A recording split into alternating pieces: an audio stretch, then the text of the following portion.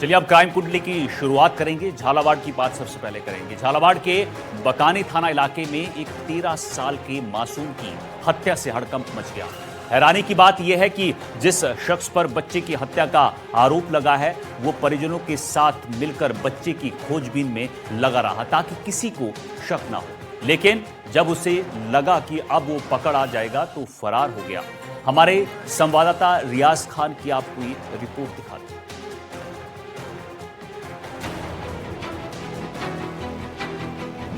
झालावाड़ में दिल दहला देने वाली वारदात।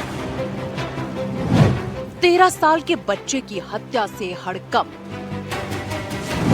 परिजनों के साथ तलाश करने का किया नाटक। सबूत मिटाने के लिए रचा षड्यंत्र। राजस्थान के झालावाड़ जिले से दिल दहला देने वाली वारदात सामने आई है।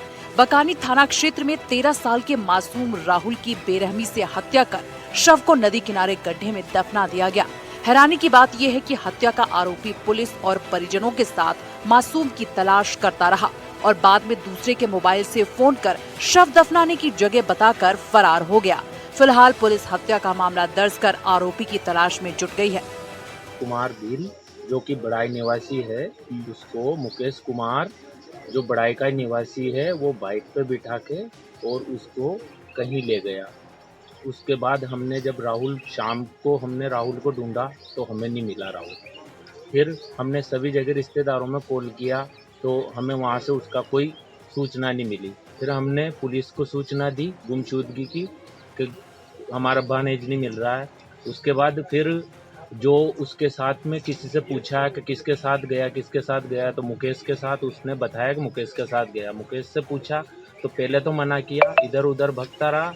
फिर उसके बाद उसने बाद में अनजान व्यक्ति के नंबर से कॉल किया और लाश के बारे में बताया कि मैंने लाश वहाँ छुपा रखी है। झालावाड़ जिले के बकानी थाना क्षेत्र के बड़ाया गांव का 13 साल का राहुल गुरुवार को गांव के ही मुकेश भील के साथ बाइक पर गया था। इसके बाद वो घर वापस नहीं लौटा। देर रात तक तलाश के बावजूद कोई सुराग नहीं मिलने पर परिजनों ने बकानी थाने में गुमशुदगी का केस दर्ज कराया। कल एक प्रकरण दर्ज हुआ था थाने पर। राहुल नाम का बच्चा है जो 13 साल का है, जो परिवारजन ने बताया कि कहीं घूम गया है। परसों की बात है घूमने की।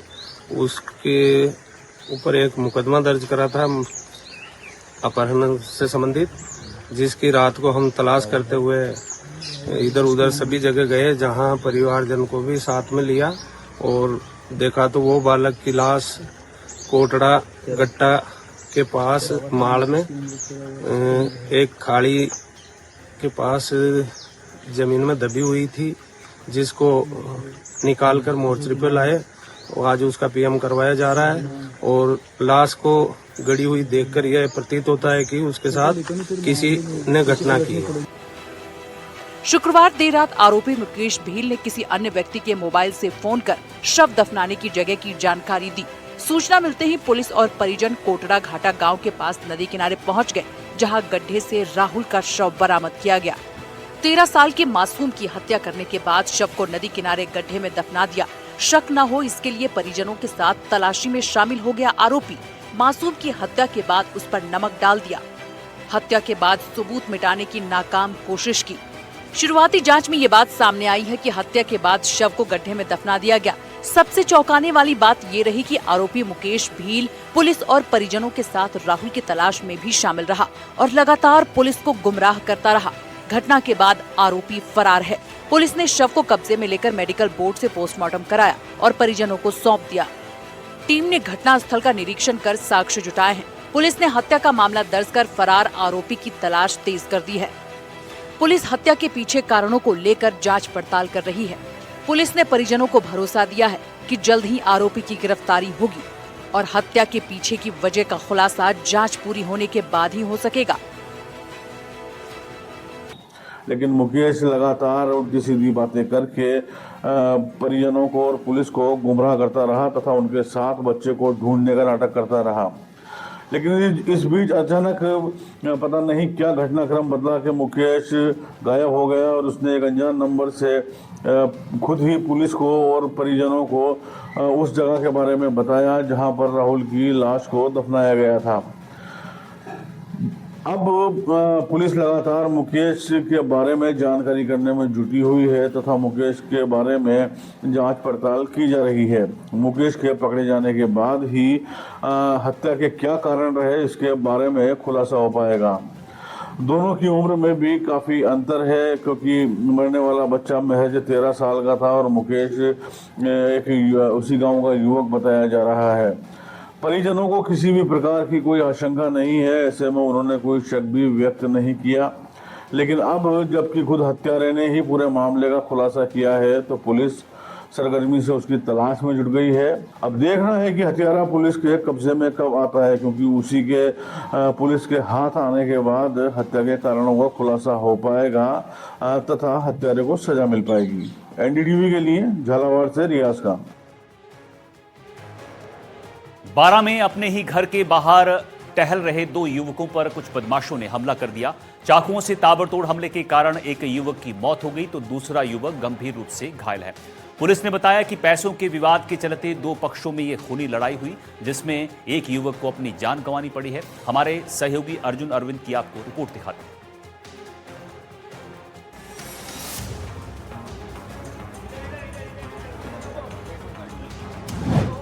मामूली विवाद में खूनी वारदात, 2 युवकों पर ताबड़तोड़ हमला, सरेआम चाकूबाजी से मचा हड़कंप, पैसों के लेन देन में गई युवक की जान। राजस्थान के बारां शहर में देर रात पैसे के लेन देन का विवाद खूनी वारदात में तब्दील हो गया। लंका कॉलोनी में घर के बाहर टहल रहे 2 युवकों पर बाइक सवार बदमाशों ने चाकुओं से ताबड़तोड़ हमला कर दिया। हमले में एक युवक की मौत हो गई, जबकि दूसरा गंभीर रूप से घायल हो गया, जिसे प्राथमिक उपचार के बाद कोटा रेफर किया गया। पुलिस ने मामला दर्ज कर आरोपियों की तलाश तेज कर दी है। बारां शहर की लंका कॉलोनी में वारदात हुई है। 2 युवक घर के बाहर टहल रहे थे। बाइक पर सवार 3 से 4 युवक वहां पहुंचे। बातचीत के दौरान दोनों पक्षों में कहासुनी हुई। आरोपियों ने चाकू से ताबड़तोड़ हमला कर दिया। वारदात के बाद आरोपी मौके से फरार हो गए। डॉक्टरों ने विशाल को मृत घोषित कर दिया। हमले में दूसरा युवक गंभीर रूप से घायल है। वहीं गंभीर रूप से घायल रोहित सोन की हालत नाजुक होने पर उसे कोटा रेफर कर दिया गया। घटना के बाद अस्पताल में परिजनों और लोगों की भीड़ जुट गई और कुछ देर तक हंगामे की स्थिति बनी रही, जिससे पुलिस ने समझाइश देकर शांत कराया। हाँ, ये बारां में लंका कॉलोनी के पास में करीब 9:30 पौने 10 के बीच में एक चाकूबाजी की घटना हुई है, जिसमें ये विशाल महावर और रोहित सोन की किसी रोहित बावला और विशाल यादव से कोई पैसे के लेन देन को लेकर के विवाद हो गया। ये प्रथम दृष्टया सामने आया है। तो इनके विवाद में ये जो रोहित बावला और विशाल यादव ने इनके चाकू मार दिया। मौके पर डीएसपी सहित पुलिस अधिकारी पहुंचे। शुरुआती जांच में ये बात सामने आई है कि विशाल यादव और रोहित उर्फ बबला से पैसे के लेन देन को लेकर कुछ विवाद हुआ था। इसी रंजिश में चाकूबाजी की वारदात को अंजाम दिया गया। से ये जो विशाल महावर है, इसकी हॉस्पिटल में यहाँ मौत हो गई और रोहित सोन को यहाँ से कोटा रेफर किया गया है और अभी जो है मुलजिमों की तलाश के लिए तभी जगह दे रहे हैं और मुलजिमों को राउंड अप कर। पुलिस ने घायल रोहित सोन की रिपोर्ट पर हत्या और हत्या के प्रयास का मामला दर्ज कर लिया है। आरोपियों की गिरफ्तारी के लिए अलग अलग पुलिस टीमें संभावित ठिकानों पर दबिश दे रही हैं। पुलिस का कहना है कि जल्द ही आरोपियों को गिरफ्तार कर पूरे घटनाक्रम का खुलासा किया जाएगा। बारां से संवाददाता अर्जुन अरविंद की रिपोर्ट। भीलवाड़ा में चर्चित साहूकार शोभालाल जैन हत्या मामले में पुलिस को बड़ी सफलता मिली है। पुलिस ने हत्या में शामिल एक आरोपी को गिरफ्तार किया है। हत्याकांड में शामिल नारायण लाल सरगरा अब पुलिस की गिरफ्त में है, लेकिन मुख्य आरोपी रोशन लाल अब भी फरार चल रहा है। लेकिन गिरफ्तार आरोपी ने हत्याकांड की जो कहानी सुनाई है उसको सुनकर आपके होश उड़ जाएंगे। उसने बताया कि कैसे साहूकार के साथ काम करने वाले पुराने मुनीम ने अपने ही मालिक की हत्या की। 70 लाख के लालच में उसने इस हत्या की वारदात को अंजाम दिया। हमारे संवाददाता नवीन जोशी की ये रिपोर्ट आपको दिखाते हैं।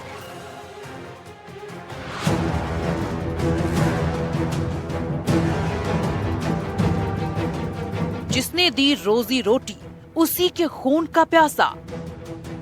पैसे के लिए कर दी पुराने मालिक की हत्या। 70 लाख देखकर मुनीम की नीयत हुई खराब। चर्चित साहूकार हत्याकांड का एक आरोपी गिरफ्तार। भीलवाड़ा के बहुचर्चित साहूकार हत्याकांड को अंजाम खुद मुनीम ने ही दिया। जिस आदमी ने रोजी रोटी कमाना सिखाया, उसी को मुनीम ने अपने दोस्त के साथ मिलकर मौत के घाट उतार दिया।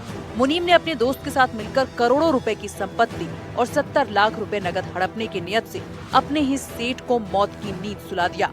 पुलिस ने हत्याकांड में शामिल नारायण लाल सरगरा को गिरफ्तार किया है। हत्याकांड का मुख्य आरोपी रोशन गुर्जर अब तक फरार है। मुख्य आरोपी की तलाश में पुलिस लगातार दबिश दे रही है। पकड़े गए आरोपी ने हत्या की वारदात कबूली है। उसकी बताई कहानी ने सबके रोंगटे खड़े कर दिए।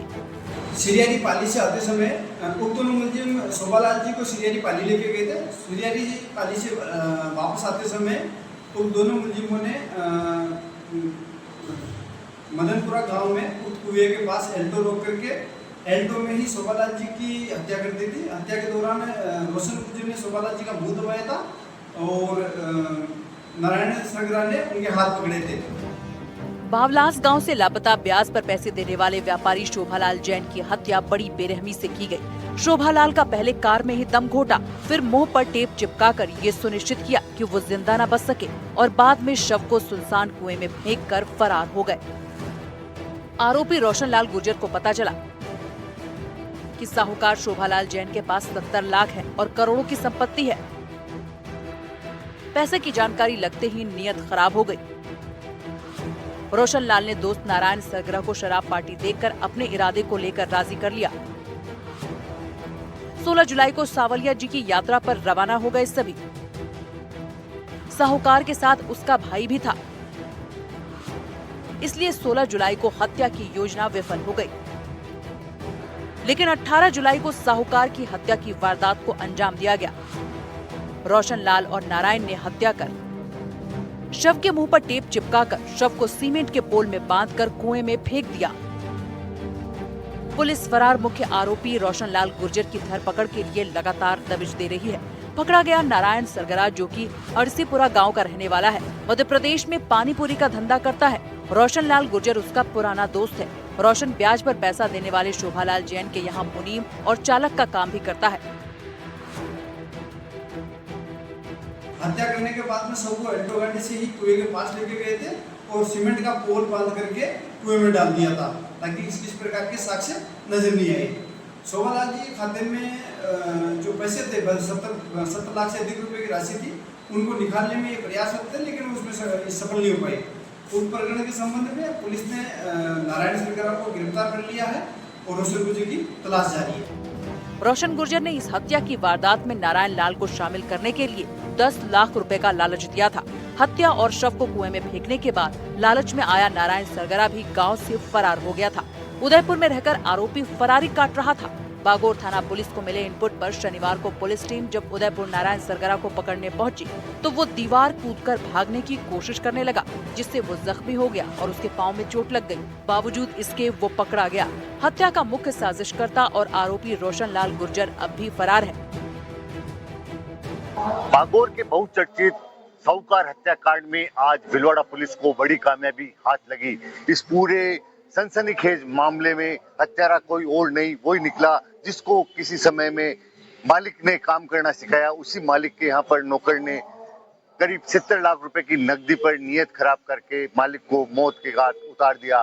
पुलिस ने इस पूरे मामले में मुख्य आरोपी की तलाश में करीब 2 दर्जन से अधिक जगह पर दबिश दी है, मगर अभी तक पुलिस के हाथ खाली है। मगर जो मुख्य आरोपी है, उसका जो साथी दोस्त था, जिसने कि 10 लाख रुपए के लालच में इस हत्या की वारदात में बहुत बड़ा रोल अदा किया, उसको पुलिस ने पकड़ लिया है। पुलिस उसे फरारी काटते समय उदयपुर से पकड़ के लाई है। नारायण लाल सरगरा जिसका नाम बताया गया है, पुलिस उसको बागोर लाके उससे पूछताछ कर रही है। पूरे मामले की जांच बागोर थाना प्रभारी बच्छराज चौधरी कर रहे हैं। नवीन जोशी, कैमरा पर्सन अरुण के साथ, एनडीटीवी भीलवाड़ा।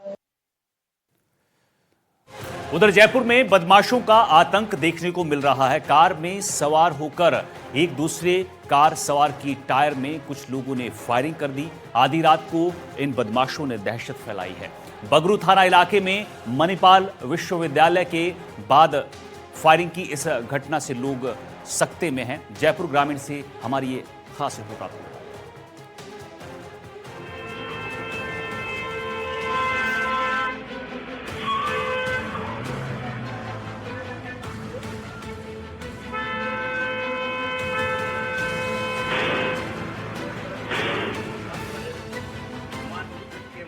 जयपुर जिले के बगरू थाना क्षेत्र में मणिपाल विश्वविद्यालय के पास देर रात मामूली कहासुनी के बाद कार सवार युवक पर फायरिंग का मामला सामने आया है। कार सवार बदमाशों ने कार का पीछा करते हुए फायरिंग की। इस दौरान एक गोली स्कॉर्पियो के पिछले टायर में जा लगी, जिससे टायर ब्लास्ट हो गया। घटना के बाद इलाके में सनसनी फैल गई। पुलिस के अनुसार मुंडोता का रहने वाला एक शख्स करीब 2 बजे रात तेजस्वी कॉलोनी से अपने घर लौट रहे थे। इस दौरान मणिपाल विश्वविद्यालय के पास क्रेटा कार में सवार 4 युवकों ने उनकी स्कॉर्पियो का पीछा किया और वाहन को रोकने का प्रयास किया। पीड़ित का आरोप है कि पीछा करते हुए कार सवार युवकों ने फायरिंग कर दी। गोली स्कॉर्पियो के पिछले टायर में लगी, जिससे टायर फट गया। पीछे से क्रेटा थी, व्हाइट कलर की क्रेटा, उसने पीछा किया तो मैं यहाँ पे कैमरे के सामने आके मणिपाल किराया यहाँ पे रुका तो 2 घंटे से उतर गया हमला करने के लिए। तो हमने लिए आए तो जैसे निकलने लगा वक्त की गाड़ी को मैंने फायरिंग की कोशिश करी। जैसे मैंने गाड़ी पास की उन्होंने गाड़ी को रोक के गिरने की कोशिश की, तो मेरी गाड़ी को फायरिंग करके आया। घटना की सूचना मिलते ही बगरू थाना प्रभारी जाब्ते के साथ पहुंचे और घटना स्थल का जायजा लिया। पुलिस ने पीड़ित की रिपोर्ट पर अज्ञात कार सवार युवकों के खिलाफ मामला दर्ज कर जांच शुरू कर दी है। रात को 2:45 बजे का ये इंसिडेंट है, जिसमें परिवादी हंसराज और एक दूसरी गाड़ी थी, 4 युवक थे। इनको रास्ते चलते आपस में बोलचाल हुई है। फिर ये दोनों गाड़ी बराबर आके रुकी है। फिर वहाँ फिर बोलचाल हुई है, फिर रवाना हुए। फिर उस कार में बैठे स्कॉर्पियो के टायर पे फायर करके उसका टायर फोड़ दिया। अब तक की जो जांच हुई है उसके हिसाब से जो गाड़ी में जो 4 युवक थे वो आइडेंटिफाई हो गए। पुलिस ने आसपास लगे सीसीटीवी कैमरों के फुटेज भी खंगाले हैं। पुलिस का दावा है कि सीसीटीवी फुटेज के आधार पर आरोपियों की पहचान कर ली गई है। बगरू थाना प्रभारी ने बताया कि सीसीटीवी फुटेज के आधार पर आरोपियों की पहचान कर ली गई है और गिरफ्तारी के प्रयास किए जा रहे हैं। पुलिस मामले की जांच कर फायरिंग के पीछे के कारणों का भी पता लगाने में जुटी हुई है। जयपुर ग्रामीण से संवाददाता सोनू गंगवाल की रिपोर्ट। अलवर के केंद्रीय कारागृह के अंदर एक अपराधी ने रील बनाई और उसे सोशल मीडिया पर पोस्ट कर दिया। देखते ही देखते रील पुलिस के पास पहुंच जाती है और आरोपी को गिरफ्तार कर लिया गया है। हिस्ट्री शीटर फिरोज को पुलिस ने पकड़ लिया है, लेकिन सवाल यह है कि आखिर हाई सिक्योरिटी जेल के अंदर मोबाइल कैसे पहुंचा। इस घटना के बाद पुलिस ने और क्या कार्रवाई की है, हमारी इस रिपोर्ट में आपको दिखाते हैं।